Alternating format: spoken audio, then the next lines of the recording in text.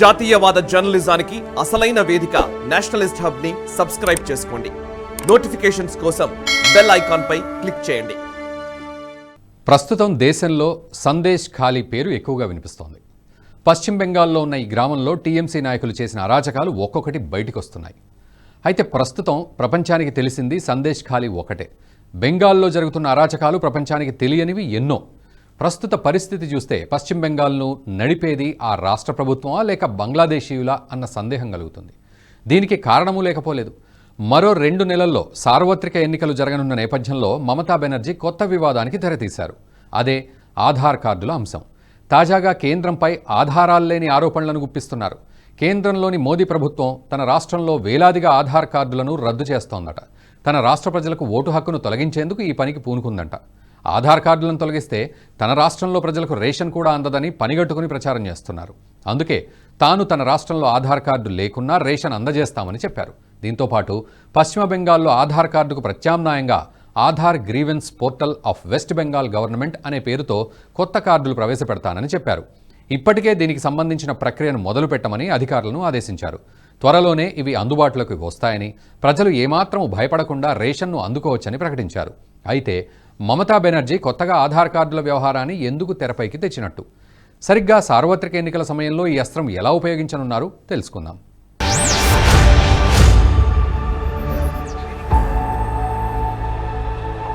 మమతా బెనర్జీ ఆధార్ కార్డుల అంశాన్ని సరిగ్గా ఇదే సమయంలో తెరపైకి తీసుకురావడానికి ఒక కారణం ఉంది.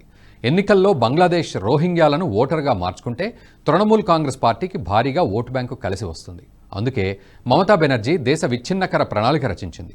దీది పశ్చిమ బెంగాల్లో రోహింగ్యాలు భారీ ఎత్తున అక్రమంగా వచ్చి స్థిరపడ్డారు. బంగ్లాదేశ్ సరిహద్దు రాష్ట్రం కావడంతో పాటుగా సరిహద్దు కంచె ఎక్కువగా లేకపోవడం దీదికి కలిసి వస్తోంది. బీఎస్ఎఫ్ గస్తీ కాస్తున్నా పాకిస్తాన్కు ఉన్నంత పటిష్టమైన కంచె ఇక్కడ లేదు. అందుకు ఆ ప్రాంతంలోని భౌగోళిక స్వరూపమే కారణం. సరిహద్దుల్లో ఎక్కువగా గిరిజనులు ఉండటం, వారు రోజువారీ కూలీ పనులకు బంగ్లాదేశ్కు వెళ్లి తిరిగి రావడం, అదే సమయంలో బంగ్లాదేశీయులు కూడా కూలీ పనులకు భారత్కు వచ్చి వెళ్లడం జరుగుతుంది. ఈ సమయంలోనే బంగ్లాదేశీయులు రోహింగ్యాలు కూడా సులభంగా సరిహద్దులు దాటి భారత్లో తిష్టవేస్తున్నారు. దీనికి స్థానిక ప్రభుత్వం నుంచి సహకారం మెండుగా ఉంది. మమతా బెనర్జీ నేతృత్వంలోని టీఎంసీ పార్టీ నాయకులు ఇందుకు సహకరిస్తున్నారు. బంగ్లాదేశ్ వలసవాదులు రోహింగ్యాలకు పెద్ద ఎత్తున ఆధార్ ఓటర్ కార్డులు సమకూరుస్తున్నారు. వేలాదిగా ఫేక్ ఓటర్ కార్డులను సృష్టిస్తున్నారు. దీంతో వీరందరికీ ఓటు వేసే అవకాశం వస్తోంది. ఈ కారణంగా వీరంతా తర్వాతి కాలంలో మమతా బెనర్జీకి ఓటు బ్యాంకుగా మారుతున్నారు. అయితే కేవలం ఓట్ల కోసం ఇంతటి దారుణాలకు పాల్పడాలా? అక్రమ వలసదారులు భారతదేశ అంతర్గత భద్రతకు ప్రమాదకరంగా ఎలా మారుతున్నారు అనే విషయాన్ని కూడా ఒకసారి పరిశీలిద్దాం. రోహింగ్యాలు మయన్మార్ ప్రాంతానికి చెందినవారు. ఆ దేశంలో మెజార్టీలైన బౌద్ధులను రోహింగ్యాలు ఎన్నో ఇబ్బందులకు గురిచేశారు. ముఖ్యంగా రోహింగ్యాలు అధికంగా నివసించే రఖైన్ ప్రావిన్స్లో పెద్ద ఎత్తున అల్లర్లలో పాల్గొన్నారు. స్థానికంగా నివసించే బౌద్ధులపై దాడి చేశారు. కొన్ని చోట్ల అయితే ఊళ్లకు ఊళ్లు తగలబెట్టిన ఘటనలున్నాయి. అందుకే వారిని అక్కడి బౌద్ధులు మయన్మార్ సైన్యం తరిమి కొడుతుంది. దీంతో రోహింగ్యాలు మయన్మార్ను వదిలి చుట్టుపక్కల దేశాలకు తరలి వెళ్తున్నారు. ముఖ్యంగా వీరికి భారత్ ఒక స్వర్గధామం అయిపోయింది. ప్రభుత్వం అధికారిక లెక్కల ప్రకారం భారతదేశంలో దాదాపు 36,000 మంది రోహింగ్యాలున్నారు. వారిలో 9,000 మంది మాత్రమే అధికారికంగా నమోదు చేసుకున్నారు. ఉత్తరప్రదేశ్, పశ్చిమ బెంగాల్, ఆంధ్రప్రదేశ్, కేరళ, అస్సాం, జమ్మూ కాశ్మీర్, ఢిల్లీ వంటి రాష్ట్రాల్లో వీరు అధికంగా ఉన్నారు. ఇక అనధికారిక లెక్కల ప్రకారం ఈ సంఖ్య మరింత ఎక్కువే. అయితే వీరంతా భారత్కు వచ్చి నివసిస్తున్నా ఇక్కడ సరిగ్గా ఉండడం లేదు. ఈ దేశంలో ఉగ్రవాద కార్యకలాపాలు, చట్ట వ్యతిరేక కార్యకలాపాలకు పాల్పడుతున్నారు. రోహింగ్యాలు భారతదేశ భద్రతకు పెను ప్రమాదంగా మారారని కేంద్ర ప్రభుత్వం 2017లో సుప్రీంకోర్టులో దాఖలు చేసిన అఫిడవిట్లో పేర్కొంది. రోహింగ్యాల్లో కొందరికి ముస్లిం ఉగ్రవాద సంస్థలు, అల్ఖైదా సంస్థలతో అనుబంధం ఉన్నట్లు నిఘా వర్గాలు కనుగొన్నాయని వెల్లడించింది. ఇస్లామిక్ ఉగ్రవాద సంస్థల అక్రమ నిధులను రోహింగ్యాలు పంపిణీ చేస్తున్నారని కేంద్రం బయటపెట్టింది. ఉగ్రవాద చరిత్ర ఉన్న పలువురు రోహింగ్యాలు జమ్మూ, ఢిల్లీ, హైదరాబాద్, మేవాత్ నగరాల్లో ఉగ్రవాద కార్యకలాపాలు కొనసాగిస్తున్నట్లు నిఘా వర్గాలు కనుగొన్నాయని కేంద్ర ప్రభుత్వం అఫిడవిట్లో తెలిపింది. భారతదేశంలో ఉగ్రవాద కార్యకలాపాలు నిర్వహించేందుకు, మత కలహాలు రెచ్చగొట్టేందుకు ఉగ్రవాద సంస్థలు రోహింగ్యాలను వాడుకునే ప్రమాదం ఉన్నదని కేంద్ర ప్రభుత్వం సుప్రీంకోర్టుకు తెలిపింది.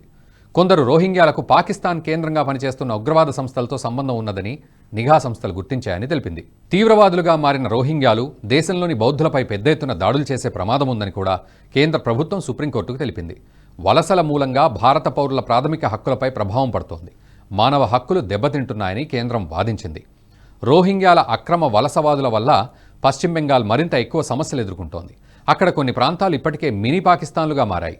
లెనిన్ కాలనీ అనే ఒక ప్రాంతం గురించి తెలుసుకుంటే ఆ రాష్ట్రంలో పరిస్థితులు ఎలా ఉన్నాయో ఇట్టే అర్థమవుతుంది. బలాసన్ నది పశ్చిమ ఒడ్డున ఉన్న లెనిన్ కాలనీ అనే కుగ్రామం. ఇది ఉత్తర బెంగాల్లోని సిలిగురి పశ్చిమ భాగం గుండా వెళ్తుంది. ఈ ప్రాంతాన్ని ఇప్పుడు చోటా పాకిస్తాన్గా పిలుస్తున్నాయి. ఇక్కడ దొంగతనాలు, చోరీలు, చైన్ స్నాచింగ్లు, అత్యాచారం, హత్యలు, మాదక ద్రవ్యాల వ్యాపారం, మానవ అక్రమ రవాణాతో పాటు అనేక ఇతర సంఘ వ్యతిరేక కార్యకలాపాలు జరుగుతున్నాయి. అంతేకాదు బంగ్లాదేశ్ రోహింగ్యాల అక్రమ వలసదారుల కేంద్రంగా మారడంతో ఈ ప్రాంతం ఇలా మారిపోయింది. పోలీసులు ఎన్నో చర్యలు తీసుకుంటున్నా ఫలితం లేదు. రోజురోజుకి ఈ ప్రాంతంలో క్రైమ్ రేట్ పెరుగుతోంది తప్ప తగ్గడం లేదు. అంతేకాదు ఈ ప్రాంతంలో జరిగే నేరాల్లో దాదాపు 90% కేసులకు కూడా నోచుకోవడం లేదు.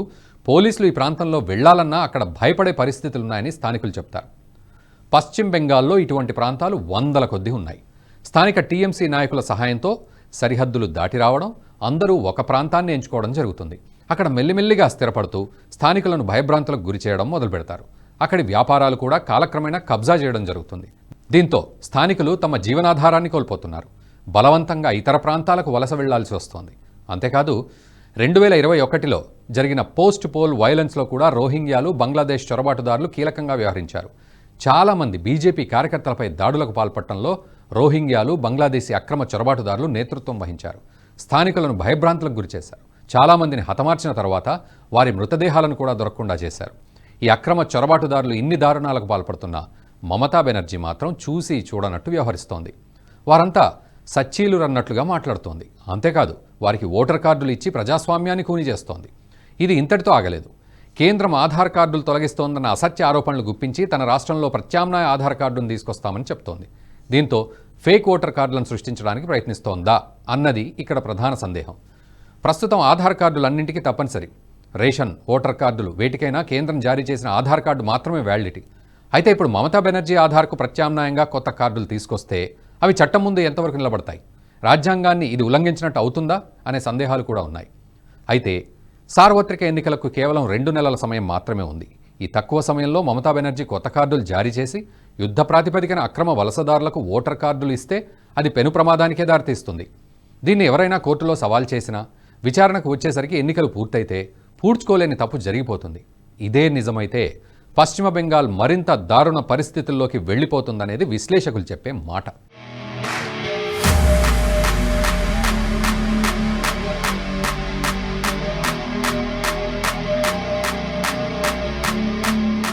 ఈ వీడియో మీకు నచ్చినట్టయితే లైక్ చేయండి, 10 మందికి షేర్ చేయండి. అలాగే కామెంట్ల రూపంలో మీ అభిప్రాయాలను మాతో పంచుకోండి. Nationalist hub group of channels ను సబ్స్క్రైబ్ చేసుకుని తెలుగునాట జాతీయవాద జర్నలిజాన్ని ప్రోత్సహించండి. ఈ వీడియో కింద ఉన్న బెల్ ఐకాన్ పై క్లిక్ చేయడం మర్చిపోవద్దు.